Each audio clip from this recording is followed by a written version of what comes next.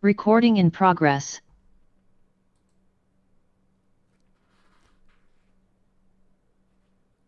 What's up, everybody, and welcome. Happy Wednesday. Opening up the room just a minute early here to give everyone a chance to filter in and get settled. Welcome, James. Great to see you. We have just opened this room up. We're going to let everybody filter in, get settled in. Brant, Frank, Frank, great to see you. Hal, good to have you back. How's it going, guys? Hello from our side. I'm just trying to put my phone on silent here. Forgot about that. Sure. Good morning, Frank. It's great to see you. I hope you're well. Happy Wednesday to all. Good morning, James. Good morning. We're going to get started in just a second here, guys. Give anybody else a chance to filter in, our punctual crowd that likes to be here right as we open up. We are also simulcasting this Zoom presentation over on our YouTube channel. If you've wandered in and you're on YouTube, please check the description for a link to join us here in Zoom and get reminders. Awesome. Well, we're about a minute after the hour here, so we're going to go ahead and start cranking things up. Anybody else can just jump in as we get going. So welcome, everyone. Good morning. Thank you all for being here on time. This is the Wednesday edition of Ninjacators' new weekly live event called Profits at Noon. We're going to show you the levels that we are stalking for entry and steer you clear of any market traps, news bombs, or surprises that could be around the corner.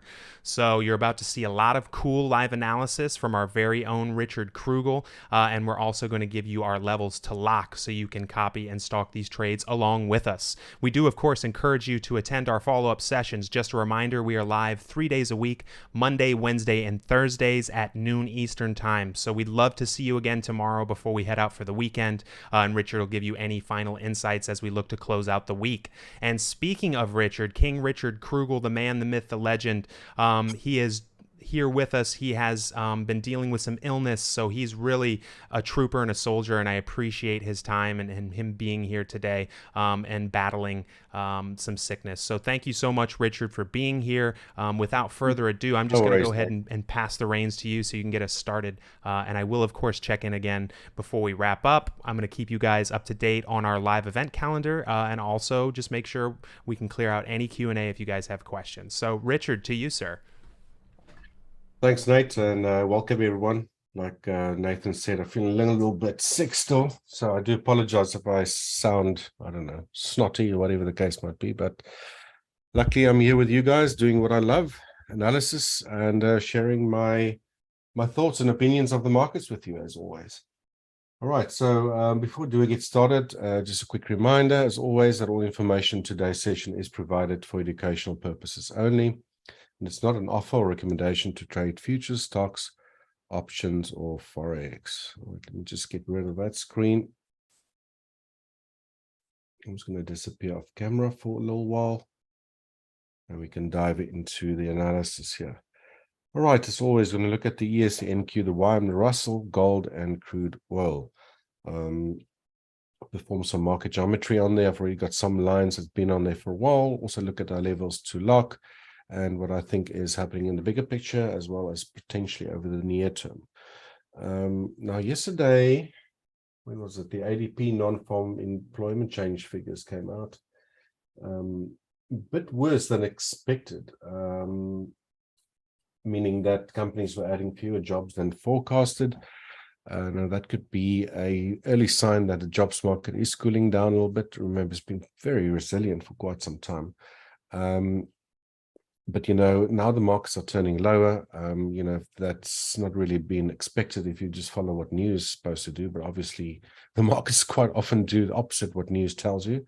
If we look here at the ES, this is a channel I've drawn in here a little while ago, basically going from this low to this low to the widest point perpendicular to this angle, which is typically how you should draw a channel, right?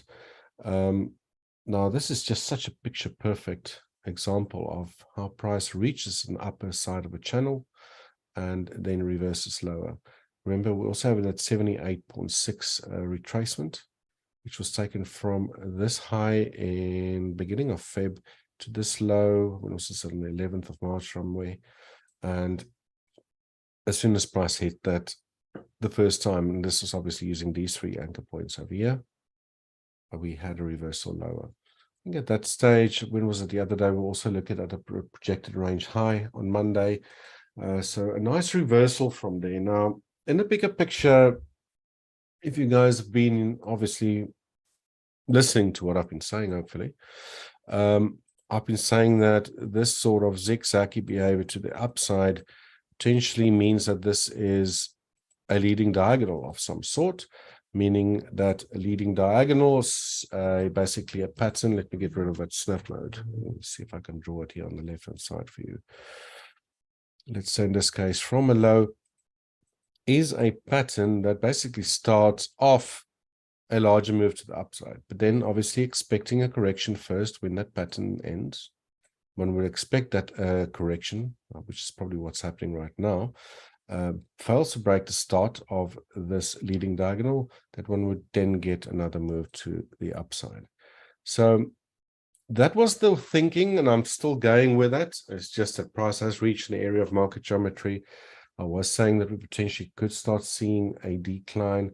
I'm going to still treat it as corrective, but just to make things a little bit more interesting, I also mentioned that, you know, in worst case scenario, this could also be some sort of complex corrective pattern, right? Potentially something like this, an ABC. Now, what I mean by that is that this could also be a leading diagonal, looks like a leading diagonal, which is actually an A wave, B wave zigzag, and then a C wave that potentially ended or still needs to move to another high here. And then, if this obviously is corrective, we'll see price break this low that was set here around the 12th or 13th of March. All right, so 2 ideas in the back of my head. Still thinking this is bullish, potentially leading diagonal, but you know, always have a plan A and B. Very interesting here is when you're dealing with zigzags. I'm just going to draw a zigzag here. All right, an A, a B, a C. Then there's quite a lot of underlying symmetry, which is why I use market geometry, between the ranges that your individual waves move. So your A wave travels, you get a correction, which I think was this. Well, if this is a correction, right?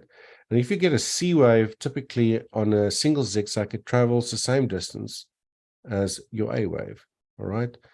Now, there's also Fibonacci relationships between these waves. So let's say we measure from this low to that high, which is this low, to that high over there, and we move down, then look at that. Price has reached the 100% extension of this wave to the upside, although this was a more complex move with an ABC, and a non-complex move is reached 100%, which is typically what single zigzags do. So that's a little bit worrying. Now, how would we know that this is a corrective move or still potentially a leading diagonal, or leading diagonal that ended and now we're getting corrective move to the downside? Well, like I said, we got to watch this 3,980 level. That gets broken and we also start seeing price actually declining extremely strongly to the downside. Then I'm going to start siding with this idea that it was just a zigzag, right? Now, the thing is, this move to the upside, the C wave is not potentially over yet. You would expect 5 waves. Maybe this was a 3, a 4, and a 5 into that area. Or, sorry, where am I? There we go. Maybe a 1, a 2, a 3rd wave, and now we're dealing with a 4th wave correction with another wave to the upside, and then we get a larger decline. All right. So yeah, I mean, there's so many different, how can I say, possibilities here at the moment. So it's really a thing about watching price action, how price behaves, and just keeping in mind that this could also just have been corrective in nature, right? But, you know, at least since we start following this pattern, or I start looking at this, I was mentioning that it looked like a leading diagonal. And at least we got that right. We got direction right over the near term, or in the past, this obviously is. But whatever's happening here now could potentially be a fourth wave correction, or that was the end of it. And we're seeing a much deeper decline that's going to follow. Support currently, prices already reached S1 at about 4,107. Again, even this channel that I've drawn to the upside, price just tested that median, a center line of that channel, which could also act as support. All right, maybe this was just a small zigzag, one more move to the upside to complete a 5-wave move, or this was a 5-wave move. So keep an eye on, although price is a little bit below S1 today, keep an eye on around 4,100. All right, that's where the center channel line is. If we on a 4-hour get a decline below that or close below that, we might see price move towards today's projected range low at around 4,083.5. We also got S2 right at that same level over there. All right, early indication that before price reaches this level, that this is potentially just a correction rather than another strong move to the upside, would be if price were to start breaking below this channel, the lower side of the channel line, which is today at, or current prices where it's at today, it's around 4,025, around about there. All right, this will obviously move up and up and up as time goes by because this channel is sloping to the upside. So that's just a quick recap on the ES. Obviously, we'll do another session tomorrow, see how things are going. But I think there is still some more room for downside on the ES.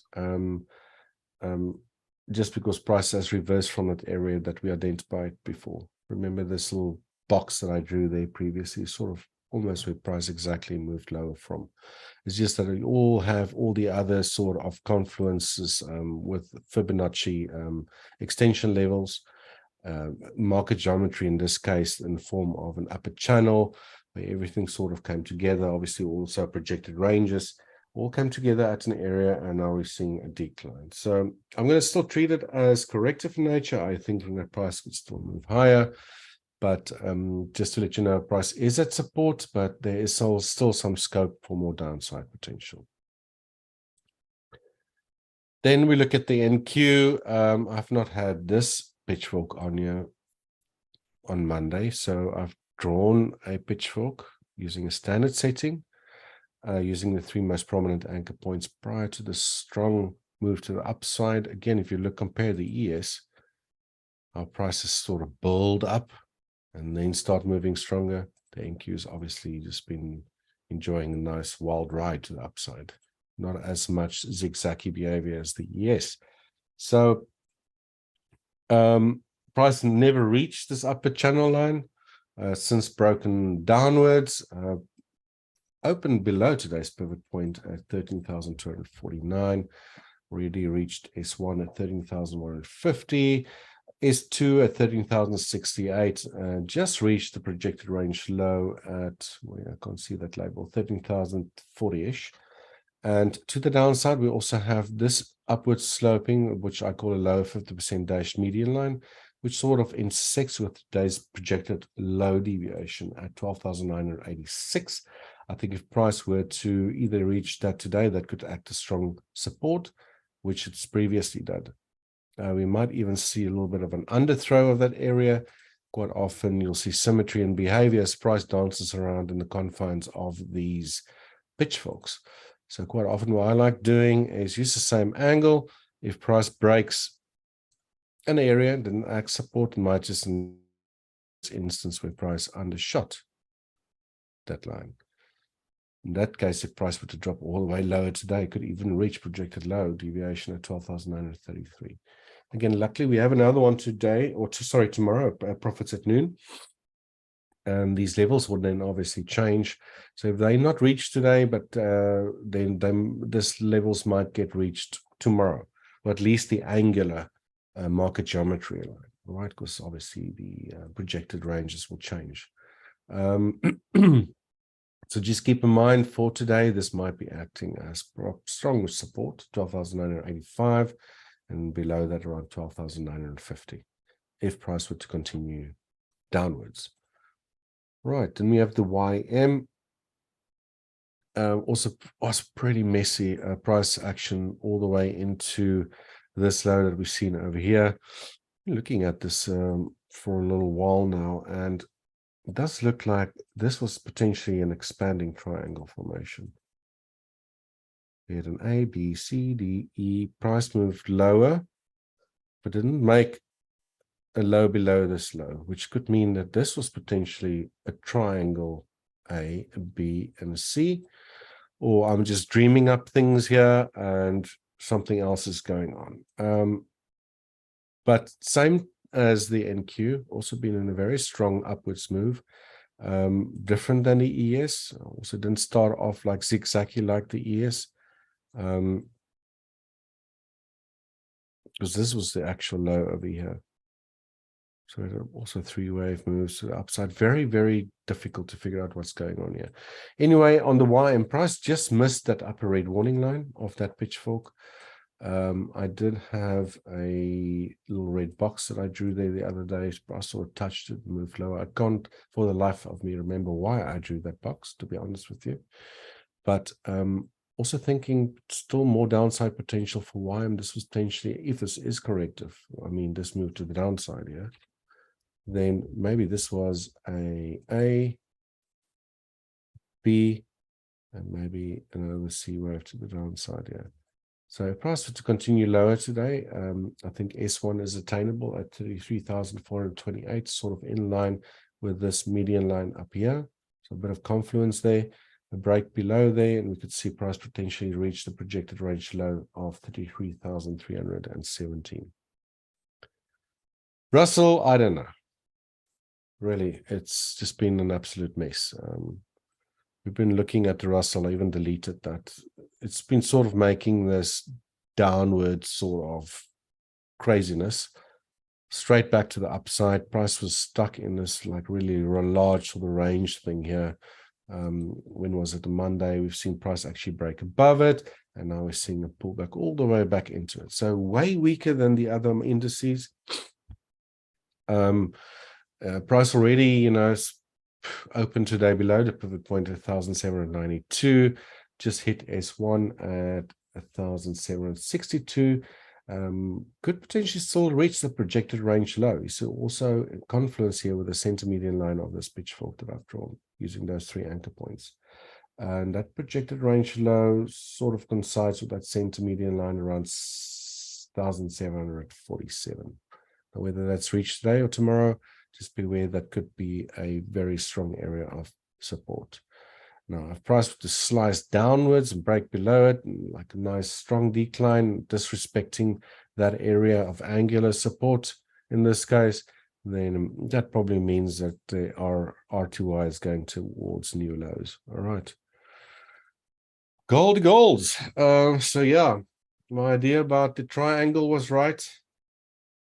I think we were sort of talking about a triangle, just being a triangle around about here. This was sort of the end of last month.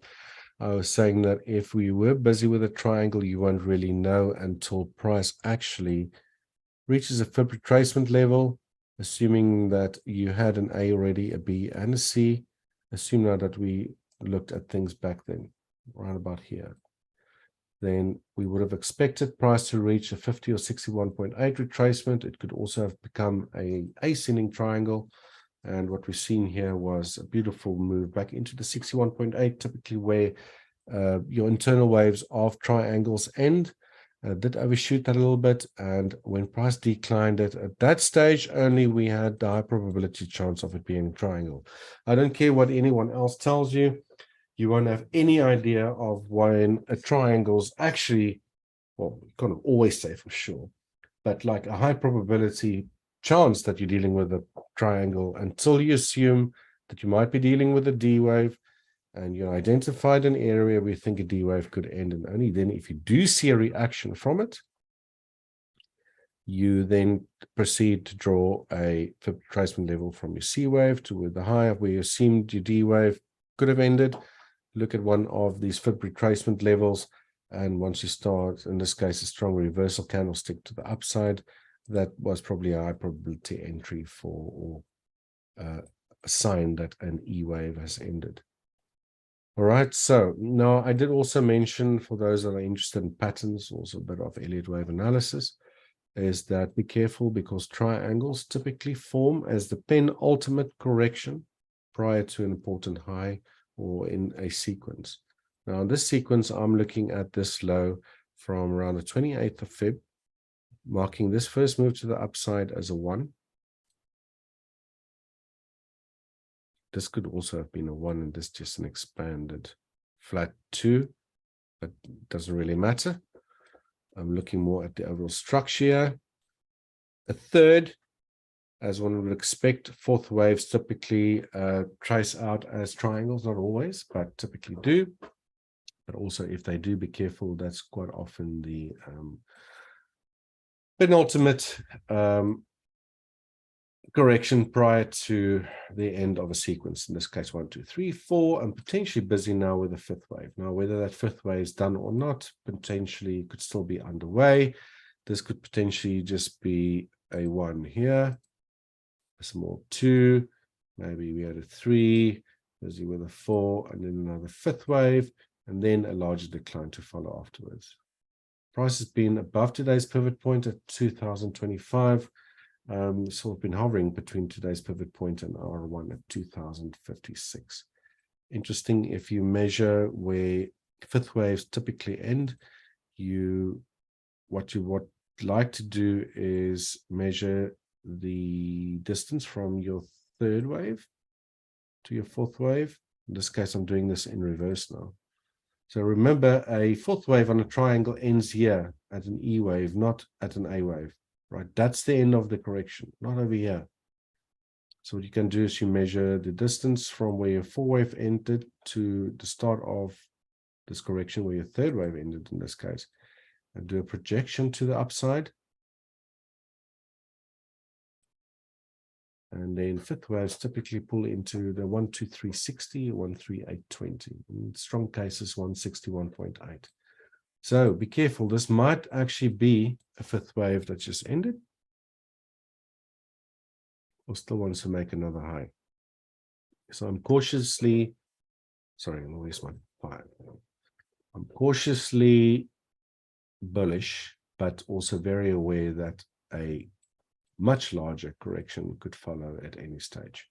Right, that's my view on gold. Lastly, crude oil. Obviously, crude oil, the Saudis obviously decided to cut production, and we had one hell of an open here to the upside at the start of this week's trading session or trading week. I don't think anyone could have predicted this, but anyway, one hell of a strong move to the upside. And I did mention we're probably going to see some sideways action for a while.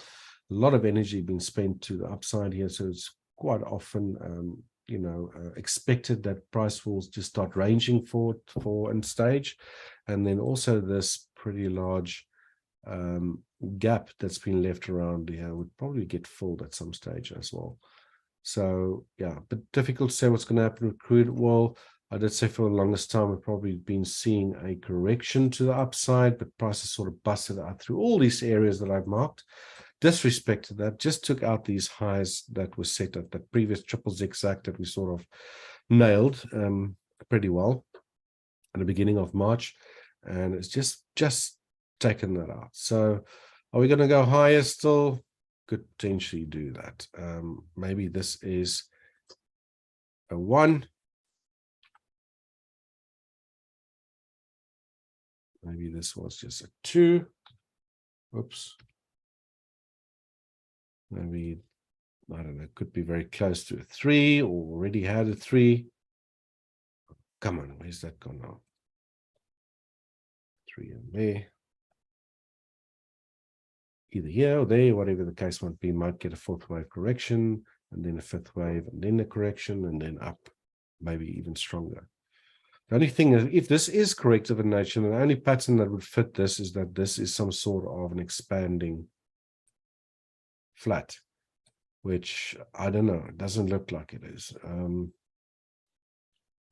just a very strong move to the upside. All right, so bullish on crude oil, but expecting more sideways movement or action probably for the remainder of this week, maybe into next week. Also keep in mind this gap that might get filled at any stage.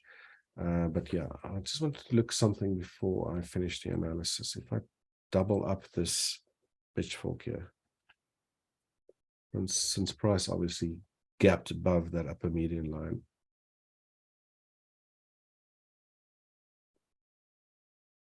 you see price come extremely close to touching that, sort of been riding this angular line here for a while. So we get a close below, maybe on the daily below this median line.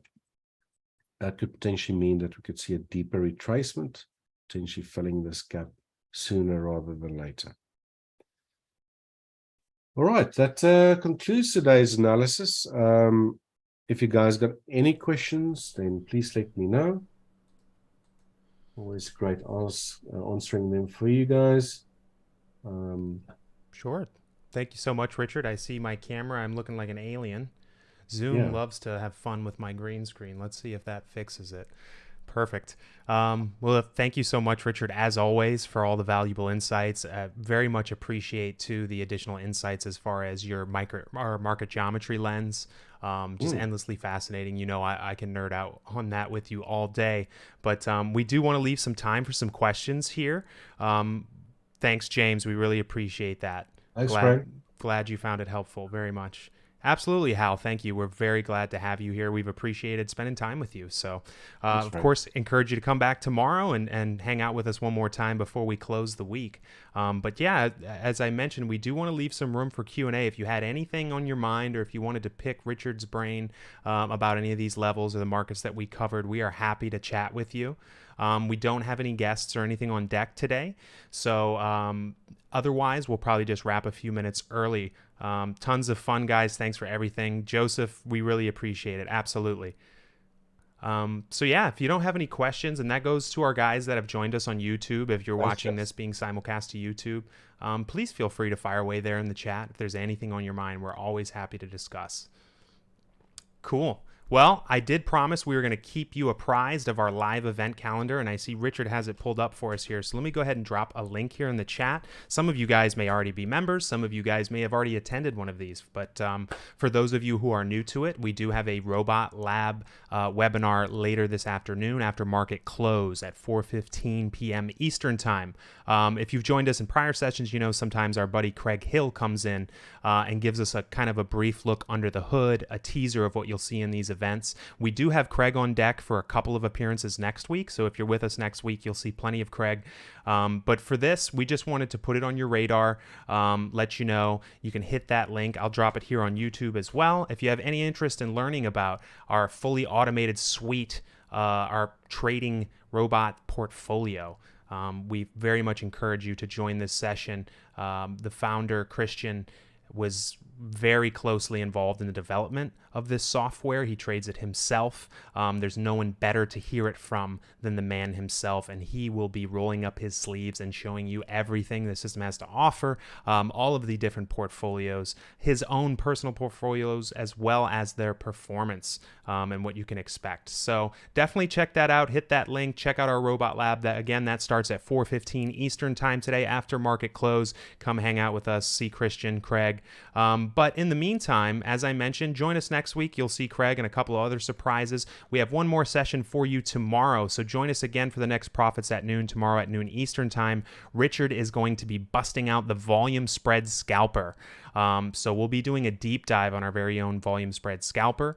We did get a request from a viewer to do so, and plus we're just excited to use it. Richard has used it and has become intimately familiar with it, so he's a great authority on that tool. If you already own it and you're looking for tips, if you're curious and you want to look under the hood, we've got you covered tomorrow. So please come back, join us for that. Beyond that, just going to let you know, if you ever want to catch a replay, all of these go onto YouTube.